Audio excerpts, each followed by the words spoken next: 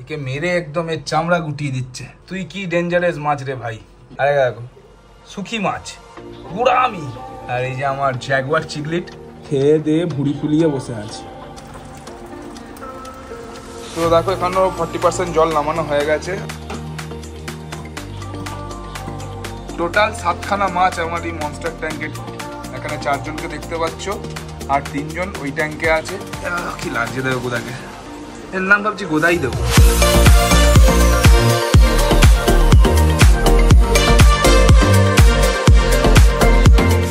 Hi everyone, কেমন আছো সবাই? আসলে সবাই খুব ভালো আছেন। Welcome back to my channel with a brand new video.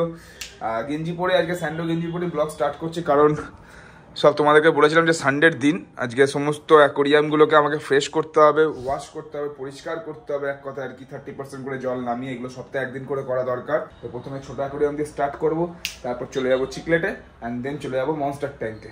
ওহ বাপরে বাপ, আমার এশিয়ান অ্যারোয়ানা মানে গোল্ডেন হাইব্যাক অ্যারোয়ানা এত বিরক্ত করতে সবাইকে কি বলবো তোমাদের। চলো দেখাবো। সিলভার অ্যারোয়ানাকে বসিয়ে দিয়েছে মাটিতে। এই সাইফন পাইপটা কিনে এনেছিলাম আজকে। এই সাইফন পাইপটার টেস্ট হয়ে যাবে। এটা আমার পুরনো সাইফন পাইপ ছিল। তো দেখি এটা, এই যে ক্যাপটা আছে, এই ক্যাপটার জন্য একটা জিনিস খুব ভালো যে এটাতে বালি কিন্তু খুব একটা বেশি উঠবে না। বালিটা এই ওপরে ভেতরের মধ্যে কিন্তু রোটেট করবে, যেটা বলছিল আর কি। সো আজকে এর প্রমাণ পেয়ে যাব আমি, দেখা যাক। আমি কিন্তু বারবারই প্রেফার করব বিকালবেলা না সকালবেলায় জল চেঞ্জ করার জন্য, বাট কিছু করার নেই, সময়ের অভাব। করতে তো হবেই, সপ্তাহে একদিন করে জল চেঞ্জ করতেই হবে। আর আমার এই ক্যাটিয়া ফিসকে দেখো, খেয়ে দিয়ে ভুড়ি ফুলিয়ে বসে আছে। সারাদিন ল্যাথ খায়, সারাদিন ল্যাথ খায়।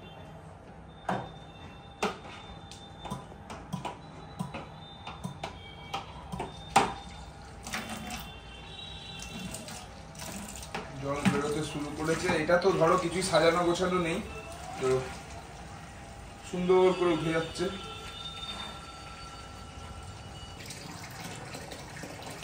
মোটামুটি কাজ করছে গাইস ভালোই। এখানে পাইপ নিয়ে এসে পাইপে জল ফেলাটা একটু সমস্যা। আর যেহেতু অ্যাকোরিয়ামটা ছোট, তাই জন্য দু বালতি জল দিলেই আরামসে হয়ে যাবে। 2-2.5 বালতি জল লাগবে। পুরো 40% জল নামিয়েছি, একদম সব পরিষ্কারও হয়ে গেছে।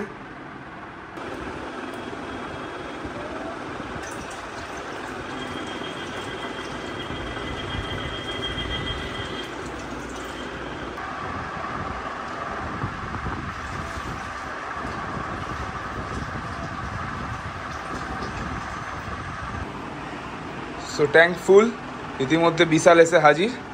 তো অ্যাকোরিয়ামকে জল ফল দেওয়ার পর একটু পরিষ্কার করতে হবে, বিশাল যেটা করে নিচ্ছে। বিশাল করে নাও।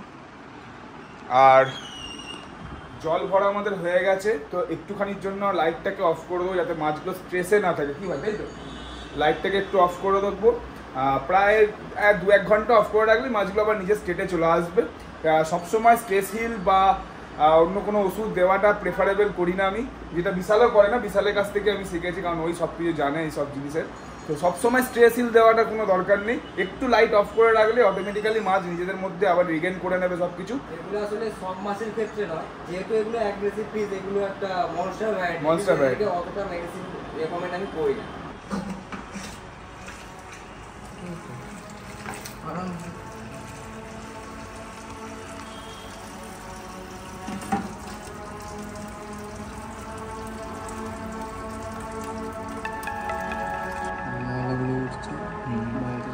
এটার একটা নিয়ম আছে, দেখো বালিগুলোকে যখন ছাড়তে হচ্ছে তখন এটাকে ট্যাপ করে দিচ্ছে।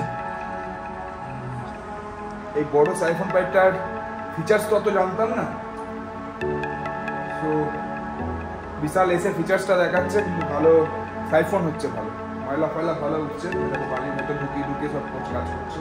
তো দেখো এখানেও 40% জল নামানো হয়ে গেছে। আর একটু স্পঞ্জগুলোকে হালকা করে একটুখানি ওয়াশ করে নিতে হবে, কারণ বেশি চিপে চাপে ওয়াশ করলে কি বলতো, এর যে অ্যাক্টিভ ব্যাকটেরিয়াগুলো হয়েছে, হ্যাঁ ট্যাঙ্কের জলেই ওয়াশ করতে হবে। যে জলটা নামাচ্ছে সেই জলেই ওয়াশ করে দিলে ভালো হয়, কারণ ওর মধ্যে যে ব্যাকটেরিয়াগুলো উৎপাদন হয়েছে, ভালো ব্যাকটেরিয়াগুলো, সেগুলো যেন একবারেই যেন নির্মূল না করে দাও, কারণ ওই ব্যাকটেরিয়াগুলো এই মাছের কাজে লাগবে আর কি।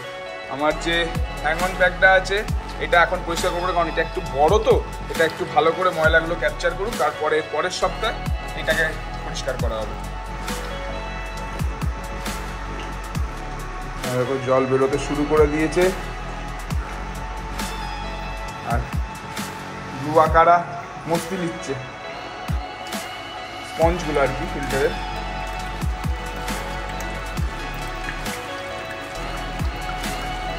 বারবারই বলবো মাছ পোষা কিন্তু চারটিখানি কথা না। এই রঙিন মাছ আনলাম, একটু বড় হয়ে গেল, দেখতে শুনতে ভালো লাগলো, কষ্ট আছে গাইস।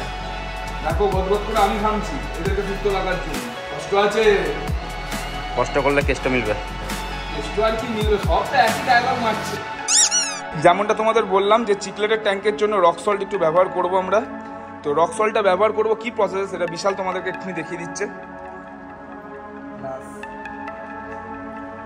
অ্যাকুরিয়ামের জল দিয়ে করতে হবে। আর এর মাঝখানে আমি ওয়েভ মেকারটা চালিয়ে দেবো একটু, তাহলে চারিদিকটা রোটেট হবে।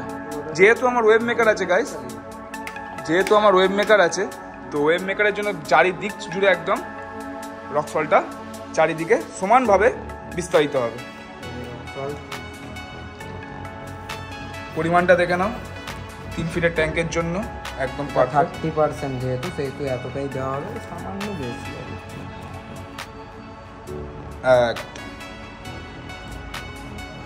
30% ওয়াটার চেঞ্জের জন্য এতটা। ভালো করে সলিউশনটাকে গুলে একদম সুন্দর করে মিহি করে দিতে হবে। কেউ না, মাছকে খাইও। রক সল্টের কাজ হচ্ছে মাছের গায়ে ফাঙ্গাস আসতে দেয় না, কোনো রকম ডিজিজ গায়ে যেগুলো স্কিন প্রবলেম সেটা কোনোভাবে আসতে দেবে না। এই কথাটা মিলন জিজ্ঞেস করলো, মিলনের জানার খুব আগ্রহ এইসব ব্যাপারে, তাই জন্য বিশাল শেয়ার করে দিলাম। তোমাদেরকে তো আগেই বলেছি রক সল্টের কাজ। যদি তোমাদের ওয়েব মেকার থাকে তাহলে এই ওয়েব মেকারের সামনে এরকমভাবে ধরে দিতে পারো, যাদের নেই হ্যাঁ। যবে যখন জল পরিষ্কার করা হবে, এইটুকুনি বুদ্ধি নেই রে মিলনের। আরে তুই কি বুঝবি এরা পাইমা, ওর ক্যাঁকড়ার খুব ইচ্ছা। আমাকে বলছে গাইস যে বড় ট্যাঙ্কিতে সম্ভবত 4-5টা ক্যাঁকড়া রেখে দাও, সেটা সম্ভব? হ্যাঁ কি বলছি, লাল ক্যাঁকড়া নাকি মন্দারমণি বীজ বানিয়ে দেবো একদম। এমনিতেই ছবল মারছে আমার। হ্যাঁ, এই অ্যাকুরিয়ামটাকে পরিষ্কার করতেও একটু ভয় লাগে, খাবার দিতেও ভয় লাগে। এ যা করছে, যে পজিশনে আছে কি বলবো, খতরনাক মাছ। দেখো সিলভার অ্যারোয়ানাকে এখানে বসিয়ে রেখে দিয়েছে, সকাল থেকে বেচারা ফিডিংও করেনি। অবশ্য কালকে এসছে, ফিডিং না করাটাই স্বাভাবিক। কাজ শুরু। না ময়লা কতটা সাফ করছে, এখানে বোঝা যাবে। হ্যাঁ তো হচ্ছে, এবার ভেতরে কতটা ঢুকবে দেখার গেছে। এই সাইফোনটা নিয়ে গাইস আমি তোমাদেরকে বলি আমার মিক্সড ফিলিংস, কখনো ভালো লাগছে কখনো খারাপ লাগছে। বিশাল আছে, বিশালের সামনেই বলছি আমি, একে মেরে একদম এর চামড়া গুটিয়ে দিচ্ছে। হ্যাঁ তুই কি ডেঞ্জারাস মাছ রে ভাই, क्या गुंडा बनेगा तू। আরে সুখী মাছ, বুড়া আমি মোটকু, একমাত্র একেই ভয় পাচ্ছ। আর এই যে আমার জ্যাগুয়ার চিকলিট, ও এর কালারটা ধরছে দেখো বন্ধুরা, এরই খতরনাক হে। আর ভাই তুই একটু দুর্বল আছিস, খাওয়া দাওয়া কর, এর মতন সাইজ বানা, তারপর ওকেও দিবি। হ্যাঁ ময়লা ভালোই উঠেছে, সবে আমাদের এতটা আশা হয়েছে। কিছু চিংড়ির টুকরো পড়ে আছে, সেগুলো উঠছে না, সেগুলোকে অন্য কোনো উপায়ের মাধ্যমে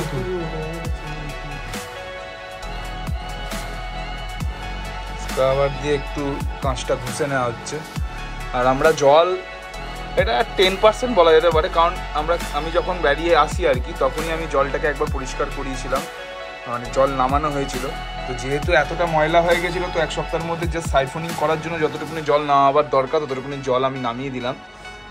একটা জিনিস, এবার থেকে মিলন মনস্টার কে কি মিলন মনস্টার একবার ঢুকবো আমি, মিলন মনস্টার যা সালা, এটা ডোজ দিচ্ছে। হ্যাঁ ও বলছে মিলন মনস্টার হবে ও, ঠিক আছে। অক্সিজেন লাগে মুখে না, তোর অক্সিজেনও লাগবে না, চাপ নেই, বিনা অক্সিজেনই তুই চলবে। अरे कहना क्या चाहते हो?